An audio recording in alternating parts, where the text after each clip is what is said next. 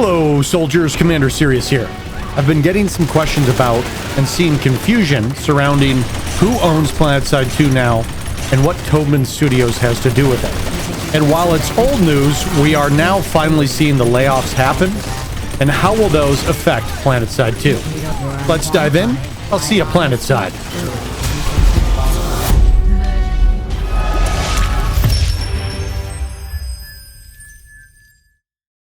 I'm going to start way back because there's still a little bit of confusion about this. I've heard people say Daybreak Games bought SOE, Sony Online Entertainment.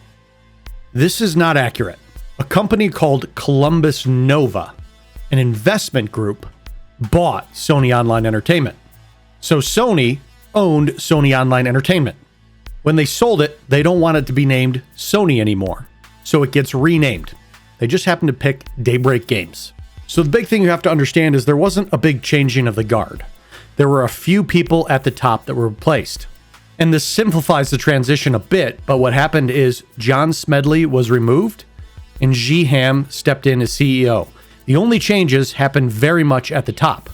Now, there were significant changes between John Smedley's and Columbus Nova and G. Ham's management, but that's the end result of a leadership change. So that happened way back in 2015, almost 10 years ago at this point.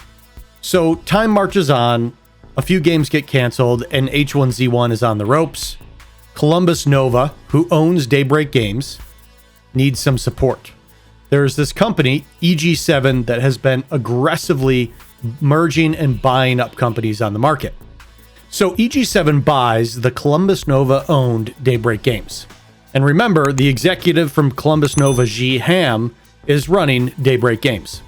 But in this purchase, EG7 is about the same size as Daybreak Games. So sure, they phrase it as an acquisition. It's more like a merger.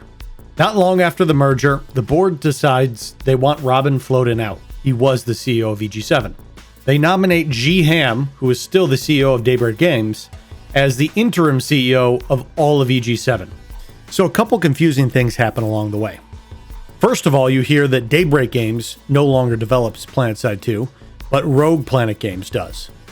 And then you hear that Planetside 2 has been sold, and then you hear that Toadman Studios is now developing Planetside 2.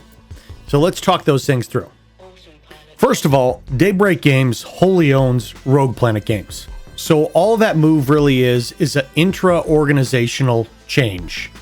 Ownership didn't change, people working on it didn't change. You can almost ignore that one. Then you hear that Planetside 2 is sold. Now this is confusing.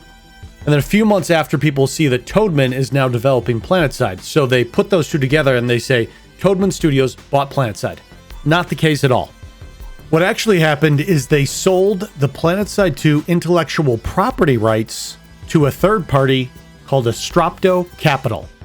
This is a private equity firm that will make their money by licensing out the rights to Planetside's intellectual property to whomever. Could be EG7 or someone else.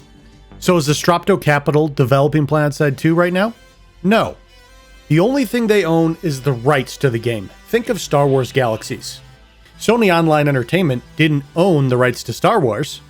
They licensed the right to Star Wars, and they produced the game, and they owned the code base that ran the game.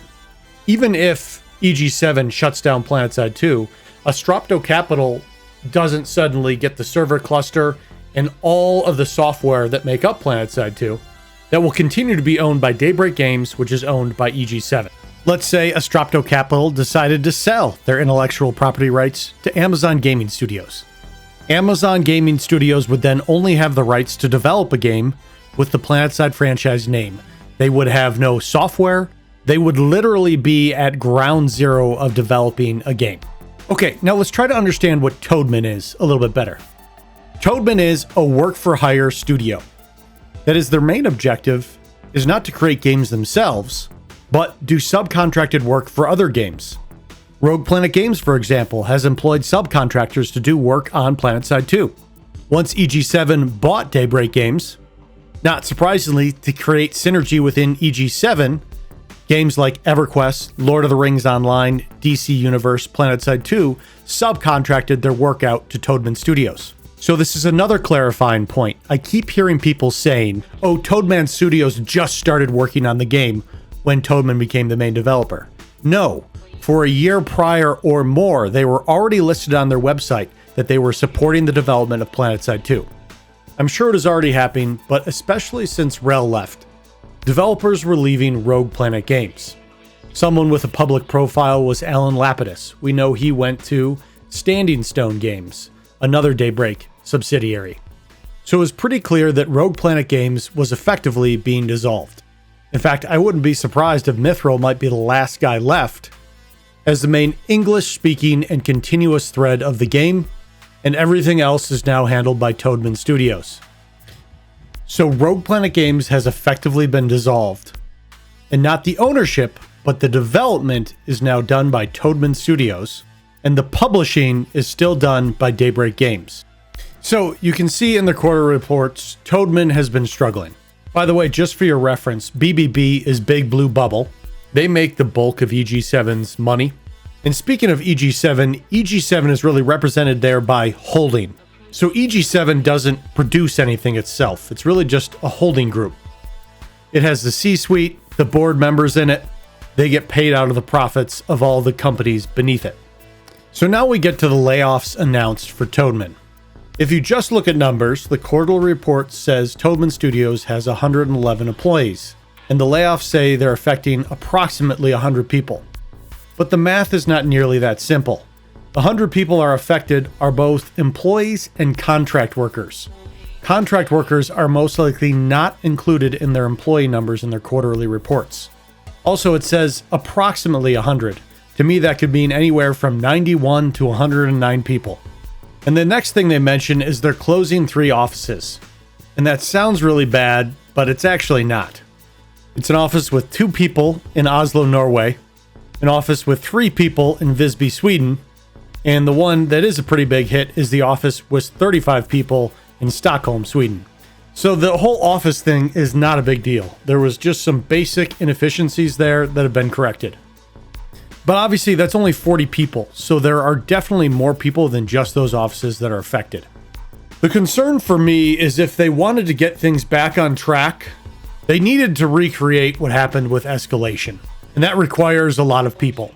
Their game, Evil vs. Evil, flopped. I would assume that most of the people that got laid off were kind of wholly engaged in that title. Now that production and development is ending on that game, they're just not needed anymore. The theory is the office in Serbia that had 55 employees is doing the bulk of the work on Planetside. And that's a pretty good theory in my opinion. We don't know how many people were affected there. The thing we have to keep in mind though is the support that was being rendered by Toadman Studios to all these other games under Daybreak Games. That load now has to be spread out among a smaller group of people. It already felt that Planetside 2 was really on the back burner there. But that if there's any workload that wasn't only on Evil vs. Evil, it is now landing squarely on the shoulders of the Toadman offices in Germany and Serbia. Okay, soldiers, so that's the rundown. I hope that helped kind of deobfuscate what the structure is for EG7, then down to Daybreak Games and Toadman, and at the bottom of that, Planetside 2. It is a complex corporate structure. And so far, we don't actually know what sort of dedicated resources we are getting from Toadman. But as we approach the end of the year, we'll see what pans out on the roadmap and what next year's looks like. And we should be able to get an idea from there where Planetside 2 ranks in Toadman's priority lists. So that will be it for now, soldiers. I am Commander Cyrious. And until next time, I will see you Planetside.